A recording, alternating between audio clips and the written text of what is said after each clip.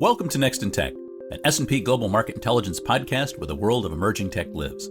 I'm your host, Eric Hanselman, Chief Analyst for the 4x1 Research arm of S&P Global Market Intelligence, and today we're going to be taking a look at what we've covered the year to date and what we see in the year ahead. And joining me to dig into these weighty topics is Simon Robinson, back again, Head of Research for the TMT part of S&P Global Market Intelligence. Simon, welcome back to the podcast. Thank you, Eric. Thanks for having me back.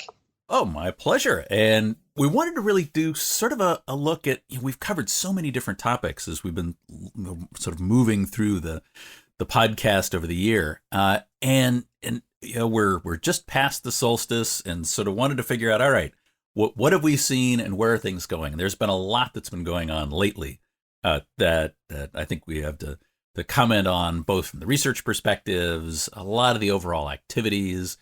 It's been a crazy year so far. I think one in which at least I, for one, was thinking maybe things would start to at least smooth out, calm down a little bit, but not so much. Doesn't seem to have happened so far, does it? No. and to that end, why don't we start off with, I guess, a view of really what are the impacts of macroeconomic uncertainty and some of the impacts that we see in the tech world. I mean, it's top of mind because we're just recently back from the RSA conference and our RSA Cycle of Innovation M&A Breakfast event. And I've just been thinking about Brennan Daly's comments about some of the things we were seeing about his expectations about M&A and a lot of these contrasts, which really seem to be, this seems to have been the nature of the year. We've got upsides, we've got downsides, we've got all sorts of craziness going back and forth. I mean, so far, record levels of M&A, right? Right. And yet... Yeah, but when you start to dig into it, you do get, slightly, in fact, a much more nuanced picture. So, I mean, the macroeconomic picture is the overriding story right now, and obviously tech has been hugely hit in the markets this year. I think obviously when we look at our traditional sort of enterprise information technology companies that still drive the majority of enterprise IT environments, many of those companies are faring a little better. And the secular trends that have been in play for several years and absolutely accelerated through the pandemic, the appetite for organizations to use information technology to drive transformation, to boost agility, to build resiliency, all of that appetite is still there, hasn't gone away.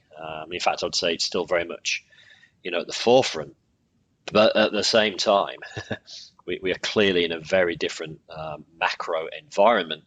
And we've kind of seen the cumulative effects of the multiple things that have been happening over the last couple of years really start to have an impact on purchasing, on spending, on overall sentiment. And clearly there are substantial challenges from these, whether it's supply chain, kind of the impacts from what's happening in Ukraine, extended lockdowns around COVID in China, and obviously what's happening with inflation and interest rates. All of these things, many of these things were not anticipated to be having the level and magnitude of impact that they're having today, and creating even more uncertainty. And that's kind of one thing that to your point, that we've all sort of had to live with, and I think has helped build organizational resiliency. And that resiliency is strong, but these are undoubtedly pressures that are now building, and I think will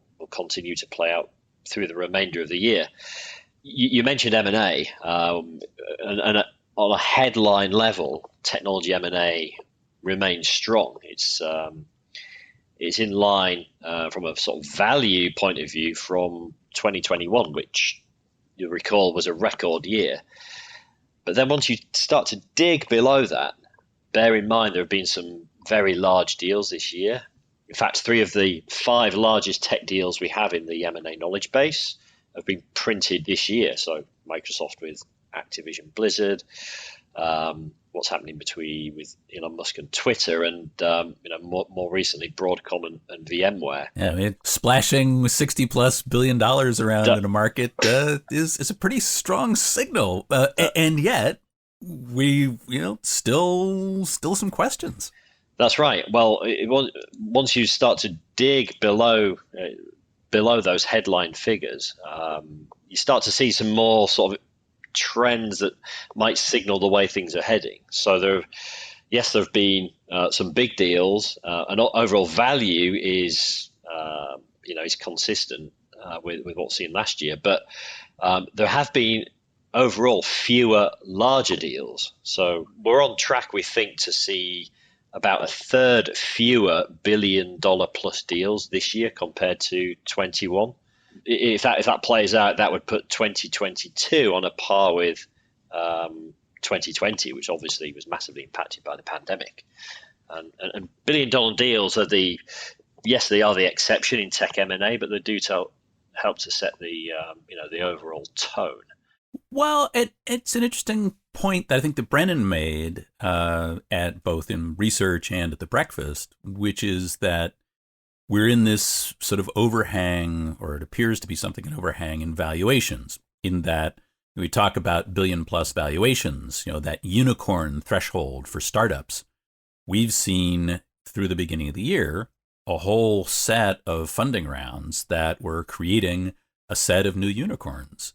And yet now the overall market sentiment seems to be pulling back a bit, with certainly a lot of venture money, a lot of that early stage financing pulling back in ways that in some cases are causing startups to retrench.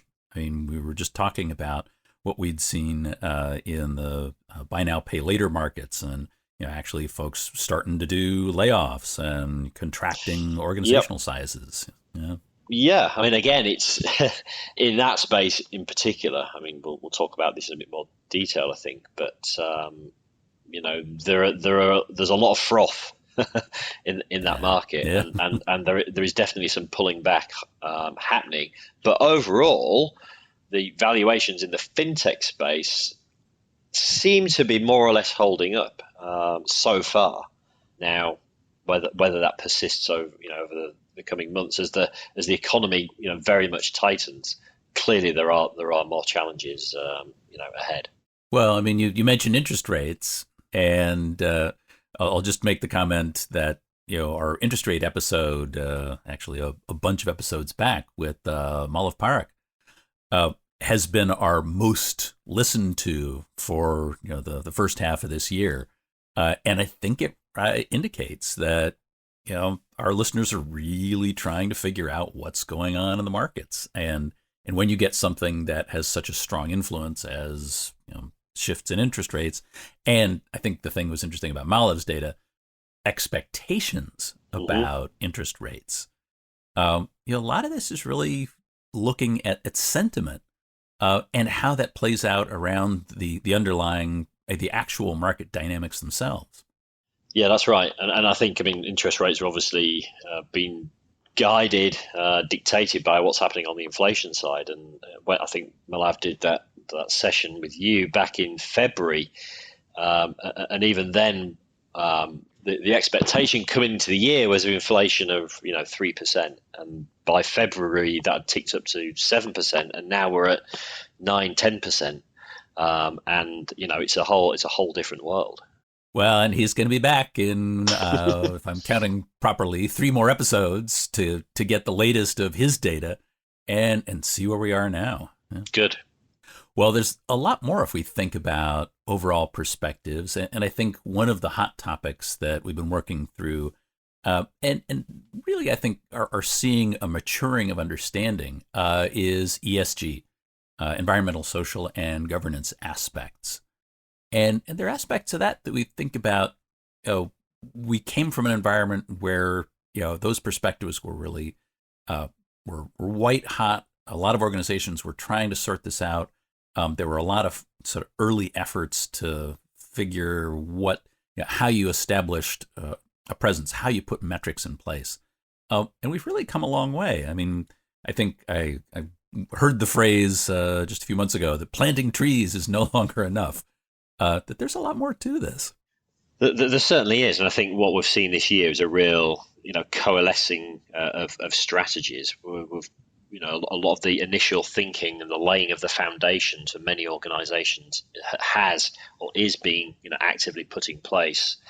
And I think, because organisations are implementing metrics or having metrics imposed on them around ESG, that's been a really useful forcing function for them to get a better handle on it, but also to create and drive opportunities for innovation, and particularly within the information technology industry. And I think that's why this is increasingly a really important area of coverage for S&P Global, Market Intelligence, and for the TMT research organization especially. I think every analyst is to a degree is an ESG analyst, because this incorporates such a broad range of issues, but because those issues are increasingly playing out in a more strategic way. CEOs are now having to be, they're fielding questions from investors, from customers, from partners. They need to be well versed in their strategies, and for lots of really important reasons. So we ourselves are starting to see more interest here. That kind of drives an increased level of interest in independent market research, which obviously is the place where we participate in custom inquiry as well. I think overall we still see the focus is on the E of ESG. And from a tech perspective, we've got a large role to play there.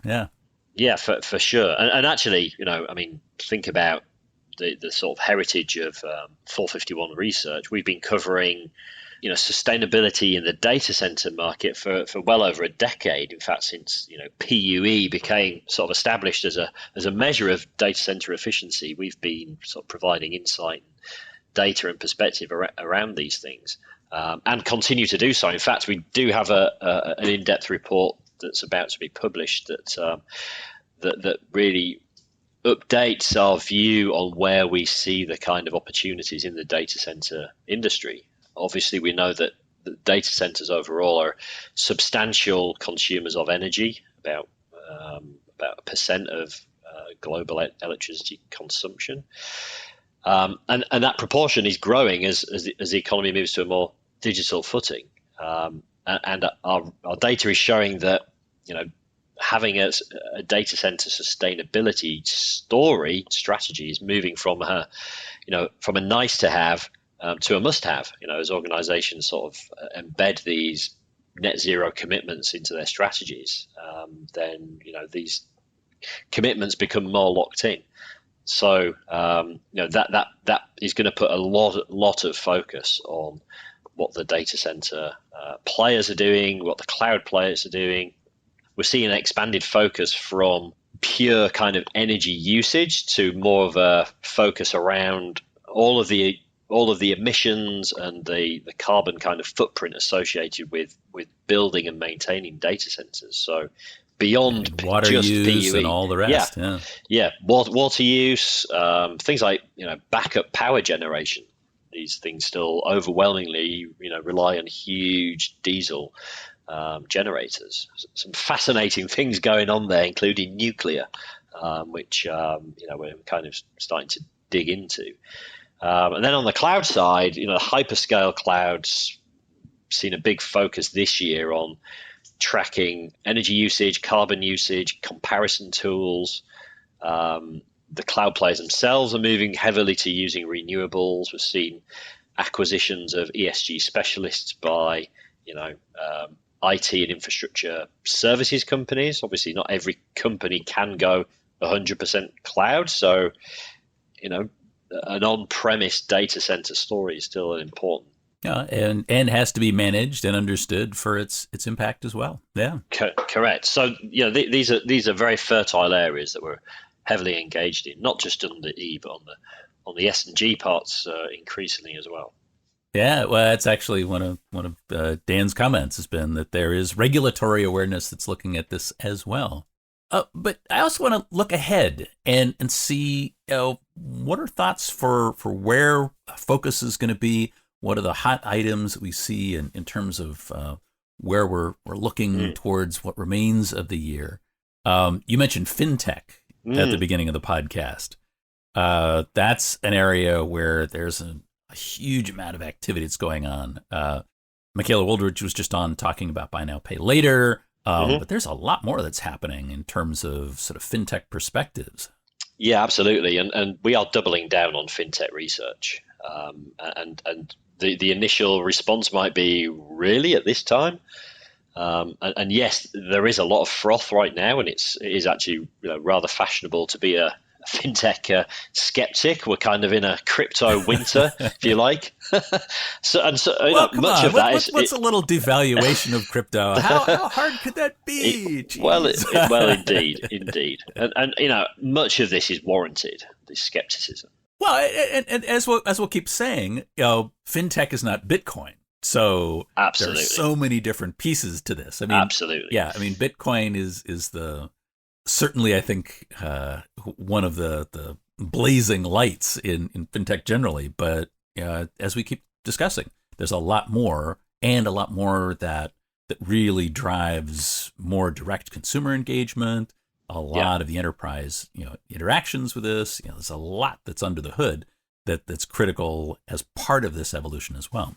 That's right. I mean, we're doubling down because technology is reshaping the distribution model for financial services. I mean, that's the long and short of it. There is just massive disruption opportunity that is happening. We're seeing financial products, financial workflows becoming increasingly enmeshed within the way that we consume as consumers, as employees, as businesses. Huge amounts of new value being created around intermediary platforms, software platforms, a whole layer of technology companies, challenging, tried and tested customer acquisition strategies and profit pools for traditional financial institutions, although they are starting to kind of come back, as it were. But there is that risk of disintermediation as well. It's one of the things we keep talking about in payments. I mean, with Apple turning up to do their buy now, pay later strategy and funding it directly rather than going through any of their intermediate partners they'd used in the past. It's interesting shifts in the market. That's what we mean by embedded finance. So software companies offering payment processing, working capital, money management accounts, payment cards to their own customers.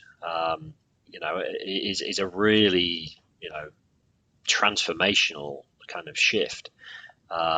So there's a whole world of players that are happening here, which is why we're investing more to cover this space, to extract value and insight and data across these markets at the financial services level, and then additionally really digging down into the technical underpinnings of this shift to a decentralized computing architecture. So let's call it, I don't know, Web 3, chiefly driven by blockchain and related technologies, but there's an awful lot again of substance of things that actually, if we get beyond the kind of crypto crash and kind of what's going on there, things that allow us to focus on some of the more genuinely promising applications for these technologies in supply chain, in securing IoT, in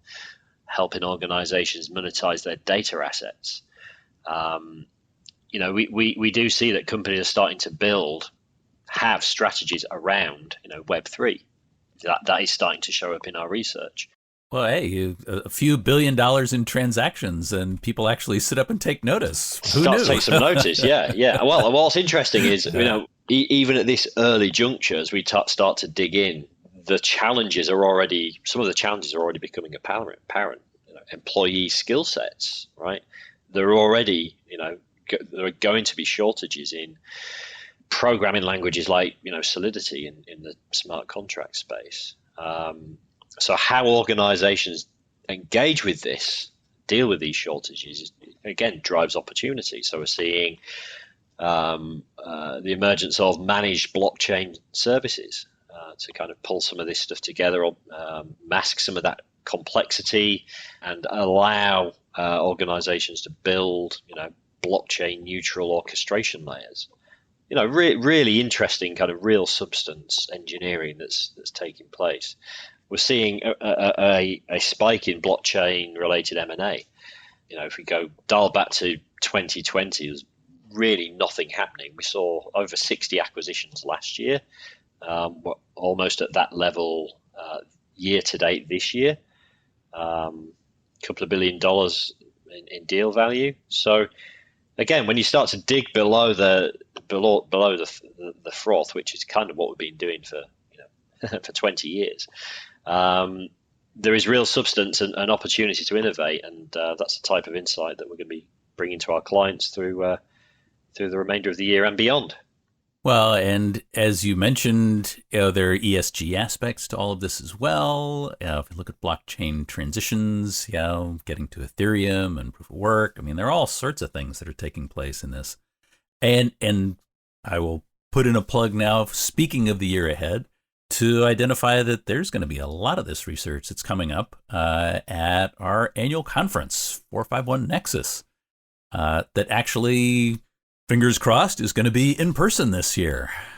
We're getting back together finally. We are getting back together, and everything is crossed at this point. But to be back in person at Nexus in Las Vegas in October is I'm just so excited about that. I know the analyst team here is as well. I've done a couple of in-person events. I know you've done a bunch as well, Eric, and it served really as a reminder of just what we've been missing this last couple of years: the quality of the interaction, the relationship building, the things you just get more from this kind of in-person interaction, and that's the key for Nexus, for our event. Obviously, we're going to have a phenomenal on-stage program, curated and delivered by the analyst team across a whole range of topics that we've discussed today and beyond. But the other major value of attending Nexus is to interact, directly with our analysts. It's an opportunity to tap into their thinking, their expertise, their experience, right across the breadth of topics that we cover, and whether that's in a formal one-on-one setting, or over dinner, or one of the social events we have planned, or just in the hallway. That's really a huge part of the value from this event, and why we're really looking forward to getting together in October. Well, and just the community that gathers, that great mix that expands even further this year in the transition from the Hosting Cloud Transformation Summit. You've still got all of that data center, cloud infrastructure piece, but expanding that out into all of the various aspects that make up the digital economy. We're going to be talking about payments, fintech, a lot of those aspects, some of the larger implications. So really looking forward to really being back. The virtual versions were great, but there's no substitute for actually being able to have a lot of those catalyzing conversations they're always so much fun at Nexus itself. That's right. Well, looking forward to doing all of that and hearing all of the things that we put together. But we are coming up on time for this episode. There are a lot of other things I'd like to dig into, but I guess we'll have to save those for further episodes. So thanks for being on, Simon. Hey, well, thank you so much for having me back. Great to chat. Thanks, Eric. And that is it for this episode of Next in Tech. Thanks to our audience for staying with us, and thanks to our production team, including Carolyn Wright, Katerina Iacoviello, Ethan Zimmon on the marketing and events teams, and our studio lead, Kyle Cagnolosi. I hope you'll join us for our next episode. We're going to be extending the technology conference, the conversation, not the conference yet, that Simon and I have been having, into insurance technology and some of the interesting aspects there. We talked a little bit about it. We were discussing some of the cyber aspects of it.